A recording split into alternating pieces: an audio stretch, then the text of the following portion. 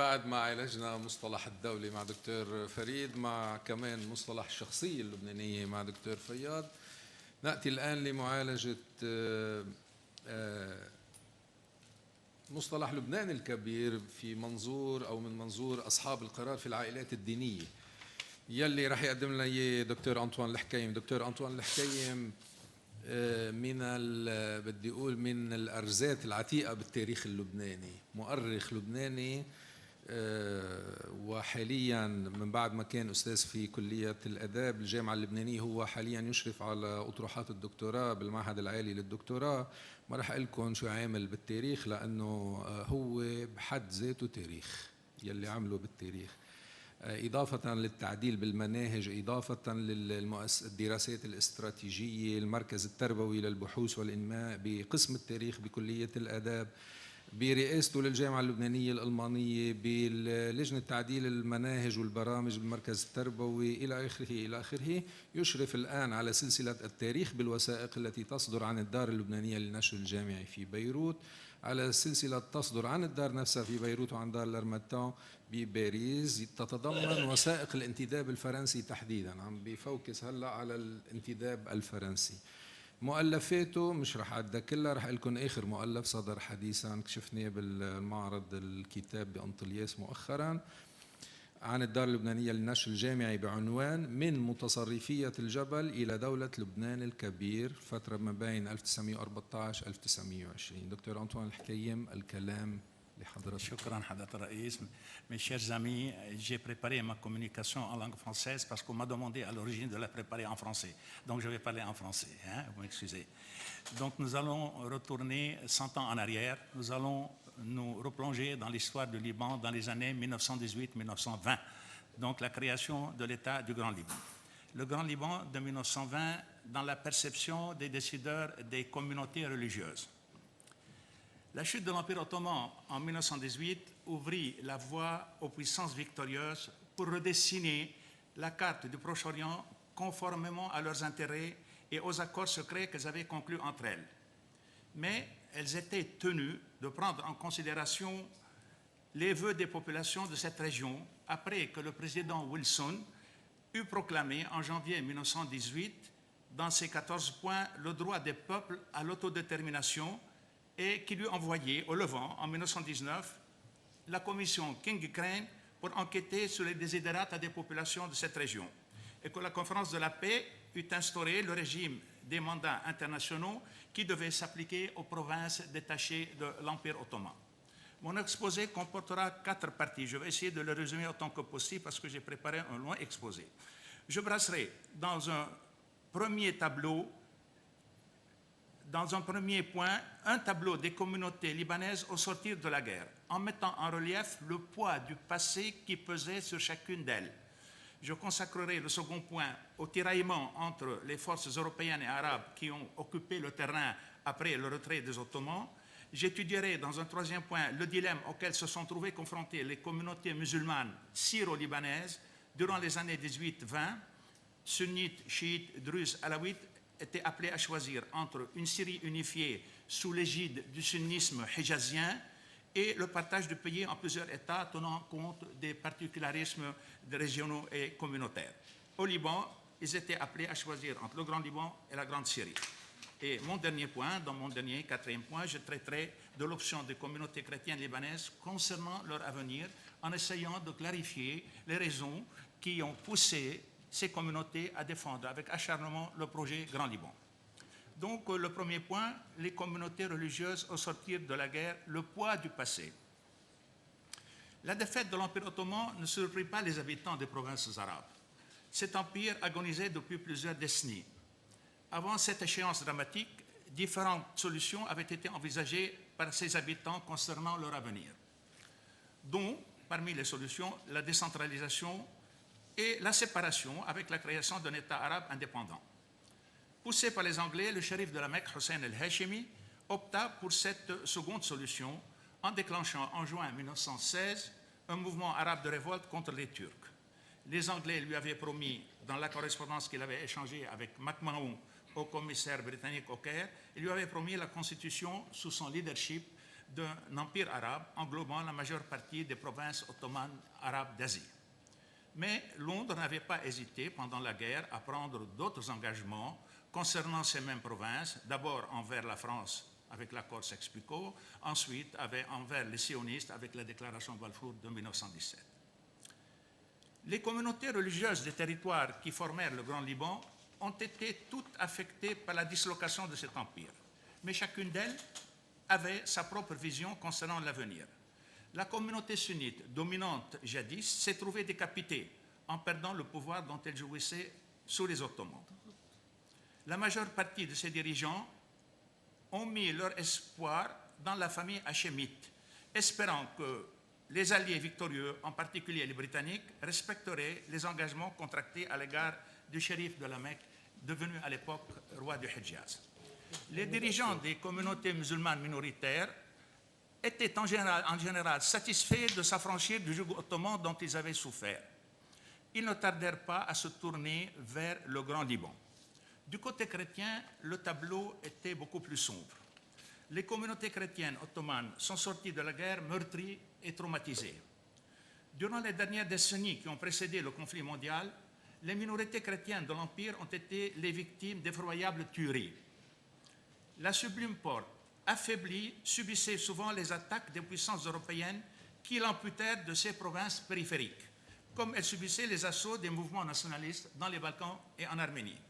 Chaque fois qu'elle perdait un round dans cette lutte, la population musulmane versait sa colère sur les chrétiens vivant en son sein, les accusant d'être de connivence avec ses ennemis et d'œuvrer pour leur victoire. Ainsi, les persécutions s'étaient-elles multipliées et avaient-elles touché différentes régions de l'Empire. Le tout fut tristement couronné par le génocide arménien durant la guerre.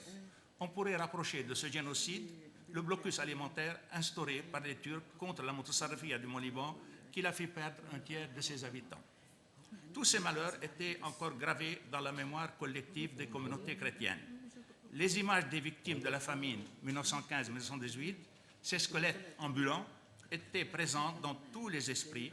Tel était le poids du passé qui hantait les décideurs des communautés chrétiennes au sortir de la guerre.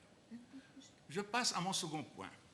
Les tiraillements entre les puissances européennes et les Hachémites et la tentative de Faisal de s'imposer en Syrie. Le retrait des Turcs des provinces syriennes et du Liban mit aux prises plusieurs forces extérieures et indigènes, cherchant chacune à remplir le vide laissé par les Ottomans. À la tête de ces forces se trouvaient les Anglais et les Français, qui, ayant défait les Turcs, estimaient avoir le droit de leur succéder. Parallèlement à l'avance des troupes européennes à l'intérieur des terres ottomanes, chevauchaient vers Damas les cavaliers arabes du Hidjaz, qui brandissaient les promesses faites par les Anglais au shérif de la Mecque. À ces trois puissances extérieures s'ajoutaient les sionistes, qui, enhardis par la déclaration Balfour, s'efforçaient de faire pousser leur foyer national vers le nord, de manière à ce qu'il englobe le grand bassin d'eau constitué par le lac de Houlé, le Hasbani et le Litani. Pour résumer la position anglaise, en gros, je vais résumer, Londres chercha d'abord à se dégager des accords Sykes-Picot et à empêcher la France de prendre pied en Méditerranée orientale. C'est pourquoi les Anglais soutiennent le projet de Faisal qui refusait tout mandat français et toute présence française en Syrie. Mais Mitterrand, Clemenceau d'abord, puis Mitterrand, ont fini par avoir raison de l'attitude anglaise. Clemenceau refusa toute immixtion de Londres dans les affaires syriennes, puisque la Syrie devait revenir à la France d'après Sykes-Picot. Il écrivit le 3 octobre 1919 à son homologue britannique, je le cite, « Il appartient à la France de s'entendre elle-même avec les Arabes de sa zone, comme à l'Angleterre dans la sienne, sans que l'une des puissances intervienne dans le mandat de l'autre. » Fin de citation. La France s'accrochait donc aux accords Sykes-Picot et à ce qu'elle appelait ses droits historiques en Syrie. Bien sûr, la France avait des relations historiques avec certaines communautés au Liban, en particulier avec les Maronites. Elle considérait qu'elle devait maintenir ces relations et les renforcer. Par ailleurs, les Alaouites et les Druzes sollicitaient ses faveurs parce qu'ils voulaient aussi avoir leur autonomie, ils voulaient être aidés et ils s'écartaient un peu de l'Angleterre parce que l'Angleterre soutenait le projet de Faisal. Clemenceau voulait asseoir la présence française en Syrie sur une base juridique solide. C'est pourquoi il tenait à signer un accord en bonne et due forme avec Faisal. Faisal tergiversait au début parce qu'il comptait sur l'appui des Américains et sur l'appui des Anglais, mais en fin de compte, les Américains se sont retirés de la conférence de la paix et Faisal a été poussé par les Anglais à aller s'entendre avec les Français. Il est allé à Paris, il a négocié avec les Français et il a réussi à signer avec eux un accord en janvier 1920. Cet accord était en faveur de la Syrie en général, puisque la France reconnaissait dans cet accord l'unité et l'indépendance de la Syrie, et Faisal s'engageait à lui demander les conseillers et les techniciens dont il aurait besoin. L'émir reconnaissait aussi le mandat français sur le Liban, mais les frontières de ce pays n'ont pas été fixées. Ils ont dit qu'elles seraient fixées ultérieurement. Faisal ne parvint pas à convaincre les Syriens de la pertinence de cet accord. Au contraire, il fut accusé d'avoir vendu son pays à la France et il eut d'énormes difficultés à l'intérieur de la Syrie. Et finalement, le Congrès syrien s'est réuni en mars 1920 et il a voté l'unité et l'indépendance de la Syrie, l'unité avec la Palestine. Il a voté également l'indépendance de l'Irak. Il a réduit le Liban aux frontières de la Montasarrifia. Donc, il a demandé le départ de toutes les forces étrangères du pays. Et finalement, les Alliés refusèrent les décisions du Congrès syrien et se réunirent à leur tour à Saint-Rémy et répartirent les mandats entre eux. La France reçut le mandat sur la Syrie, y compris le Liban, et l'Angleterre sur la Palestine et l'Irak. Et la tension monta entre les Français et les Arabes, et tout cela aboutit à la bataille de Maïsaloun en juillet 1920, cette bataille dans laquelle les Français remportèrent la victoire et entrèrent à Damas, et Faisal a dû quitter la Syrie. Les communautés, je passe à mon troisième point, les communautés musulmanes syro-libanaises face à leur avenir, le dilemme des années 1918-1920. Dans les territoires qui furent regroupés en 1920 pour former le Grand Liban et dans ceux qui formaient les différents États de Syrie, la majorité des sunnites soutenait le projet de Faisal parce qu'elle y voyait un substitut arabe à l'Empire ottoman, ce qui aurait permis de maintenir l'hégémonie du sunnisme face aux groupes minoritaires chrétiens, chiites, druzes et alaouites tentaient de dresser la tête. Les principes du président Wilson sont venus apporter la liberté aux peuples opprimés en proclamant leur droit à l'autodétermination. Faisal et les nationalistes syriens se sont appuyés sur ce droit pour repousser le mandat français dont ils ne voulaient pas. Mais les minorités allaient à leur tour s'y appuyer pour repousser l'hégémonie du sunnisme représentée par le projet de Faisal.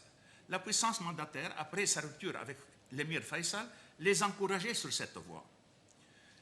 Je vais parler d'abord de deux minorités syriennes qui y ont joué un rôle parce qu'ils étaient vraiment en relation avec les minorités libanaises. Ce sont les Druzes et les Alaouites de Syrie. Les Druzes étaient complètement opposés à l'unité syrienne. Bien avant le retrait des Turcs, quand les armées arabes se sont rapprochées de Djebel Druze, les chefs de ces armées ont envoyé une délégation négocier avec les chefs druzes de Djebel Druze. Alors, il y a eu un accord signé. Les clauses de cet accord étaient les suivantes. Le Djebel Druze sera indépendant politiquement et administrativement. Les relations d'alliance et d'amitié peuvent exister entre le Djebel Druze et le Hejaz. Ensuite, l'entraide pourrait s'établir entre les Arabes et les Druzes, mais aucun pouvoir ne sera reconnu aux Hejaziens et aux Syriens sur le Djebel. Les Druzes reconnaissent Faisal comme émir sur la Syrie, mais pas comme émir sur le Djebel Druze. Cet accord, déjà signé avant le retrait des Turcs, donnait, si vous voulez, le ton sur l'attitude des Druzes à l'égard de l'unité syrienne. Faisal a essayé par la suite de convoquer les chefs druzes.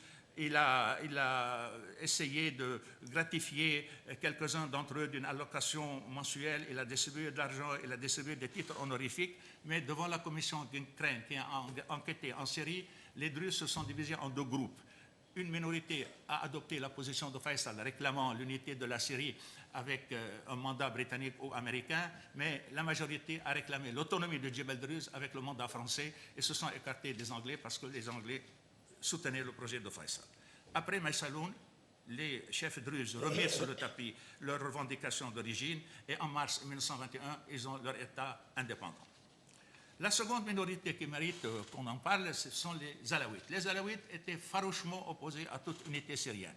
Même pendant la guerre, ils ont eu des relations un peu discrètes avec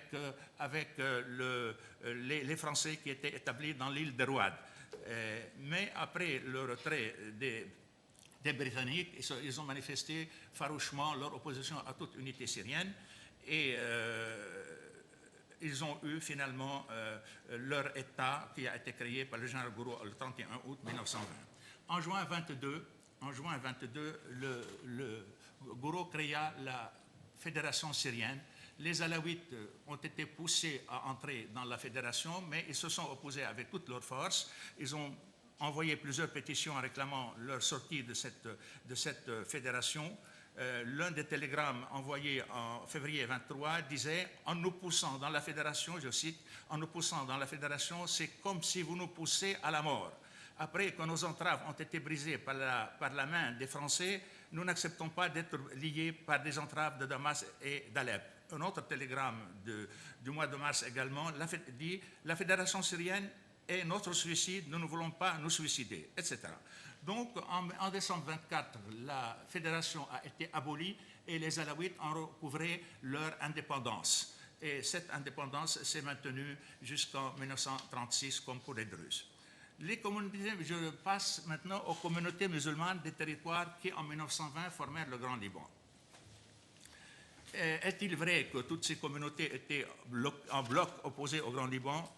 Nous commençons par les Druzes. Les Druzes, dans leur majorité, étaient favorables au Grand Liban. Faisal avait quelques partisans parmi les Druzes, dont l'émir Amin Arslan, Mustafa Bey Ahmed, etc. Mais la majorité des Druzes, comme Toufiq Arslan, Fouad Abdelmalek, Nassib Jumblat, Mohamed Jumblat, Melhem Hamdan, ils étaient pour le Grand Liban. Et n'oublions pas que Najib Abdelmalek a fait partie de la première délégation libanaise à la conférence de la paix qui a demandé l'agrandissement du Liban. Et Toufiq Arslan a fait partie de la troisième délégation aussi qui a formulé les mêmes demandes. Nous pouvons dire que malgré les pressions exercées par Faisal, les Druzes du Liban sont restés partisans du Grand Liban. La révolte syrienne de 25-27 n'a pas pu prendre au Liban. Les dirigeants druzes sont restés neutres. Au contraire, ils ont joué le rôle de médiateur entre les insurgés et la puissance mandataire. Maintenant, la communauté chiite était également partagée, mais dans sa majorité, ses principaux chefs étaient pour le Grand Liban. Bien sûr, il y avait les bandes armées chiites qui sévissaient dans la Bekaa, qui sévissaient dans le Jabal Amel. Ces bandes chiites étaient armées et financées par Faisal. Elles ont fait quelques bruits, mais en gros, nous pouvons dire que la communauté chiite, surtout les chiites de Tyr, de la côte, etc., ils ont pris position en faveur du Grand Liban. La division s'est maintenue parmi Kamel el-Assad. Kamel el-Assad lui-même, le grand chef du Jabal Amel, devait faire partie de la troisième délégation libanaise à la conférence de la paix. Il s'est désisté au dernier moment, mais il a envoyé une procuration écrite à Monseigneur Abdallah Khouri disant « J'autorise Monseigneur Abdallah Khouri de parler au nom des chiites de Jabal Amel et de réclamer l'annexion de Jabal Amel au Grand Liban en 1920. Mais le grand, si vous voulez, les notables de Tyr, nous avons des textes des notables de Tyr, les notables chiites de Tyr, nous sommes très heureux de notre annexion au Grand Liban. D'autres télégrammes portant la signature de 25 muhtad de village de Jabal Amel qui dit la même chose, etc. Mais le grand tournant des chiites eut lieu en 1926 quand la puissance mandataire a reconnu le rite ja'farite et a séparé les chiites et leur a donné leur liberté juridique par rapport aux sunnites. Avant, ils étaient soumis aux écoles sunnites.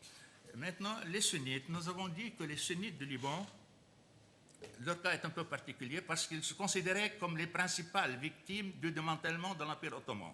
Ce qui leur a fait perdre tous les privilèges dont ils jouissaient dans cet empire. Ils sont devenus des minorités dans 3 des États créés par les Français. Minoritaires dans l'État des Alaouites, minoritaires dans l'État du Liban, minoritaires dans l'État des Druzes, et la Palestine leur échappait puisqu'il y avait la déclaration de Balfour qui cédait la Palestine en quelque sorte aux Juifs. Donc, c'était en quelque sorte, ils étaient les victimes. Ils subissaient en plus des pressions de la part de leurs coreligionnaires de Syrie pour se maintenir, pour demander l'unité. Malgré cela, certains de leurs dirigeants, comme les notables sunnites de Tyr, et qui se sont prononcés devant la commission Kincrain en faveur du Grand Liban. De même, à Beyrouth, le Naqib al-Ashraf et la délégation des éléments de Beyrouth devant la commission Kincrain se sont prononcés en faveur du Grand Liban. Pardon? Bon. L'irrédentisme des sunnites libanais allait se manifester fortement en 1934 comme une sorte de baroud d'honneur. En dernier lieu, en 1934, ils ont adressé au haut commissaire une pétition se plaignant de l'injustice qui frappait leurs coreligionnaires dans le domaine de la fonction publique et des impôts.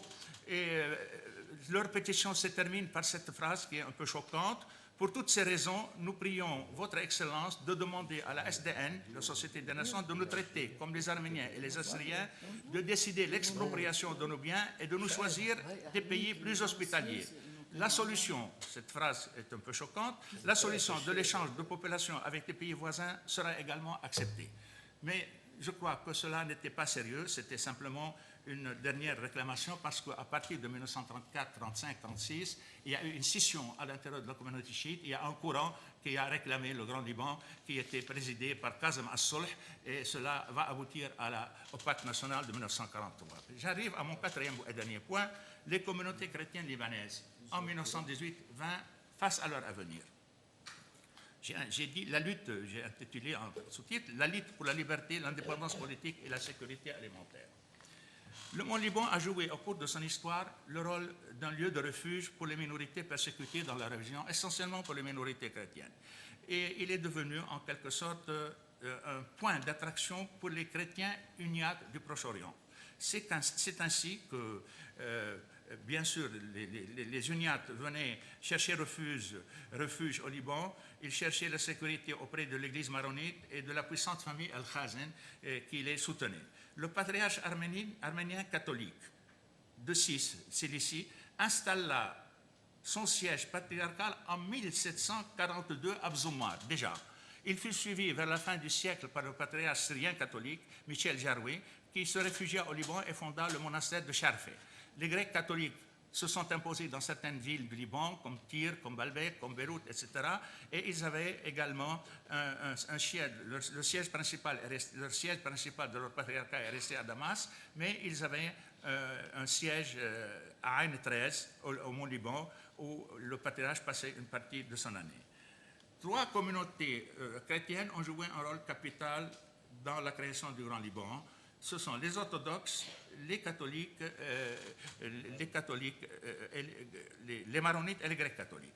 Les orthodoxes du Grand Liban, contrairement à ce qu'on dit, on dit que les orthodoxes étaient opposés, cela n'est pas du tout vrai. Les orthodoxes de Beyrouth, dès le début, ont pris position farouchement même pour le Grand Liban et devant la commission Kincrain, ils ont été très clairs. Maintenant, il y a un problème, c'est que le patriarche orthodoxe qui résidait à Damas a pris position pour Faisal. Il aurait déclaré à la commission Kincrain, il aurait dit ceci: nous, les chrétiens orthodoxes, je le cite, nous, les chrétiens orthodoxes, nous sommes les descendants des Arabes hassanides et notre arabité nous engage à être solidaires de nos congénères et de l'État arabe hachémite que nous avons accepté. Évidemment, cette déclaration a plu aux unionistes, qui militaient pour l'unité syrienne, mais le patriarche Haddad n'était pas suivi par l'ensemble de sa communauté. Je vous ai dit, les chrétiens de Beyrouth, la commission Kincrain reçut une délégation des chrétiens de Beyrouth avec comme personnalité Michel Touaini, Alfred Surso, Petro Trad, Michel Trad, Charles de Besse, Georges Mahamer, etc. Tous, ils ont demandé leur annexion au Grand Liban et Beyrouth comme capitale et le mandat français. Les orthodoxes de Tripoli étaient un peu hésitants parce qu'au départ, 5 minutes, d'accord, parce qu'au départ, ils ne savaient pas s'ils allaient être annexés au Grand Liban ou s'ils allaient servir de port à la Syrie, parce que l'intérieur de la Syrie n'avait pas accès à la mer. Mais en 1925, au moment où l'on discutait encore, on préparait la Constitution, on discutait des frontières, ils ont pris position, ils se sont réunis avec leur évêque Alexandre Tahan, et ils ont adressé au commissaire une pétition où ils disent: aucune personne n'est qualifiée pour parler, je les cite, aucune personne n'est qualifiée pour parler au nom de la communauté orthodoxe en vue du rattachement de Tripoli à l'intérieur. Elle proteste, la communauté orthodoxe proteste d'ailleurs contre une telle idée et déclare que les orthodoxes de Tripoli sont libanais et ne voudraient vivre que dans le giron du Grand Liban. Voilà pour les orthodoxes. Donc, même le patriarche Haddad a fini par écrire à Juvenel le remerciant de la politique qu'il a suivie à l'égard du Grand Liban.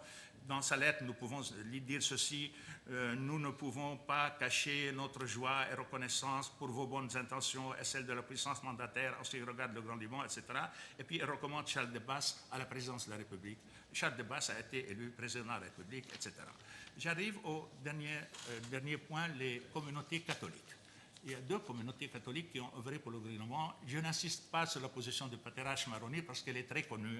Le mémoire qu'il a présenté à la conférence de la paix est très connu, on le trouve partout. Mais ce que je voudrais dire, c'est que la position du patriarche se recoupait automatiquement avec celle du Conseil administratif du Liban. Le Conseil administratif du Liban a pris plusieurs décisions concernant l'agrandissement des frontières et l'indépendance du Liban.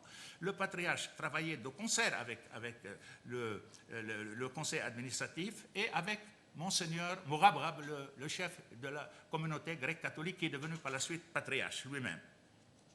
Bien sûr, nous savons que dans son mémoire, le patriarche a demandé l'agrandissement des frontières du Liban et par ailleurs, il a demandé aussi il a demandé le mandat de la France et il a dit les revendications. Il souligna dans l'introduction de son mémoire qu'il parlait au nom du conseil administratif dont il avait mandat, ainsi qu'au nom des populations des villes, campagnes libanaises, où demandant leur attachement au Liban et sans distinction de rite ou de confession. Donc il parlait au nom de tous les Libanais. Maintenant, il y a Monseigneur Mourabrab a présenté lui-même un mémoire à la conférence de la paix. Il est aussi radical que le patriarche maronite. Ce que nous lisons dans son mémoire, il dit « les grands Libanais ne sollicitent qu'une chose, c'est que les Arabes de l'intérieur, pour lesquels du reste ils ne professent aucun sentiment de haine ou d'animosité, que ces Arabes se bornent à se gouverner eux-mêmes et qu'il leur soit laissé à eux, habitants du Grand Liban, la liberté de vivre chez eux en paix et diriger comme toujours leur propre destinée politique sans ingérence d'une autorité arabe quelconque dans leurs affaires. » Donc c'était très clair. On a un point noir dans cette histoire, c'est qu'on a reproché au patriarche maronite et au patriarche Mourabrab, qui est devenu patriarche, d'avoir demandé en 1924 un échange de population. Alors que s'est-il passé en 1924 ? En 1924, il y a des localités du Liban qui ont été attaquées par les insurgés. C'est Hasbaya, Rachaya ou Marjayoun. La population de ces trois localités ont dû fuir, une partie a été tuée et les autres ont dû fuir. Alors, il y a eu une commission, qui s'appelle la délégation permanente des sinistrés de Hasbaya, Rachaya et Marjayoun. Cette délégation, c'est elle qui a demandé un échange de population, ce n'est pas le patriarche. Dans cette délégation a présenté à Aristide Briand une requête, le président du Conseil français, une requête où nous disons ceci: il faut trouver une solution définitive à cette situation dans laquelle les chrétiens en voisinage avec les Druzes trouvent leur trépas et leur ruine. La région de Hasbaya, Rachaya et Marjayoun doit être habitée ou bien par les Druzes ou bien par les chrétiens. C'est dans un échange de population entre nous que la solution de ce problème angoissant se trouve. Évidemment, ce n'est pas le patriarche. Le patriarche a écrit une lettre dans ce sens, également le patriarche maronite. Et ensuite, le patriarche Mourabrab a écrit une lettre beaucoup plus explicite. Dans la lettre de Mourabrab, nous lisons ceci. Mourabrab a écrit, je le cite, « Ces milliers et milliers de chrétiens dont les maisons ont été incendiées, les biens pillés et qui vivent de mendicité dans les pays du littoral, après qu'une bonne partie d'entre eux est tombée victime innocente sous le glaive et les balles des insurgés, semblent tourner leur regard vers la France. La meilleure réponse que ferait la France, à mon avis, serait de les établir dans ces régions du Grand Liban avec un échange équitable des populations. » Mais, j'insiste là-dessus, l'idée avancée par les patriarches grecs catholiques et maronites était une réaction momentanée. Elle ne faisait pas partie de leur stratégie à long terme. Il s'agissait donc d'une idée passagère qui n'eut aucune suite d'ailleurs. On n'a plus parlé de cela. J'arrive à ma conclusion. Ma conclusion. J'ai essayé de montrer dans cette étude que toutes les communautés dont se compose la population libanaise ont œuvré, il est vrai à des degrés divers, à la création de l'État du Grand Liban. à la défense de ses frontières et même par la suite à l'élaboration de sa constitution. Pour les chrétiens, catholiques et orthodoxes et autres chrétiens minoritaires, le Liban est un havre de paix. Ils s'y sont réfugiés par vagues successives depuis le Moyen-Âge et l'ont défendu avec acharnement parce qu'il leur garantissait la liberté. Ils ont défendu en 1918-1920 ces frontières élargies parce qu'elles leur assuraient la sécurité alimentaire, ce que le petit Liban de 1860 n'a pas pu faire. Dans ce Liban, les chrétiens se sentaient débarrassés de leurs conditions serviles découlant de leur statut de dhimmi que leur a imposé l'islam. Et là, ils redressaient la tête et se sentaient l'égaux des musulmans avec qui ils souhaitaient vivre en frères, citoyens d'une même patrie. Pour eux, le Grand Liban était une terre de liberté, d'égalité, de sécurité alimentaire et de dignité humaine. C'est pourquoi ils se sont accrochés au Grand Liban. Les communautés musulmanes non sunnites, chiites et druzes, n'étaient pas en général réfractaires à l'idée d'un Grand Liban. Elles avaient déjà expérimenté avec succès, dans le cadre de l'Émirat d'abord, puis dans celui de la Mutasarrifia, la coexistence entre les communautés et le partage des responsabilités. Donc ces communautés étaient favorables au Grand Liban. La communauté sunnite s'est sentie déphasée en 1918-1920, après la défaite de l'Empire ottoman. Nous avons développé les raisons qui l'ont poussé à demander l'unité syrienne. Mais nous avons vu qu'une partie de ses dirigeants a osé sortir des rangs et s'opposer à l'option de la majorité. Durant la décennie qui suivit, la mise en vigueur de la Constitution de 1926, la consolidation et la consolidation de l'entité libanaise, la position des dirigeants sunnites s'est modifiée. Est apparu à l'intérieur de cette communauté en 1936 un courant dirigé par Kazem Sulh, également par Adel al-Sayran et Shafiq Lutfi, un courant qui revendiquait le maintien du Grand Liban dans ses frontières actuelles. Kazem Sulh a écrit dans un article qu'il a publié sous le titre « Le problème de l'union et de la séparation au Liban ». Je ne considère pas comme une grande catastrophe que le Liban conserve sa configuration actuelle aussi longtemps qu'il le souhaite, à condition qu'il adopte aujourd'hui l'idéologie et la nationalité arabe, etc. Donc voilà, la position d'As-Sulh constitue un grand tournant dans l'attitude de la communauté sunnite à l'égard du Liban. La brèche était ouverte, elle va s'élargir et elle va aboutir en 1943 au pacte national. Et je vous remercie. Merci bien, Dr. Antoine.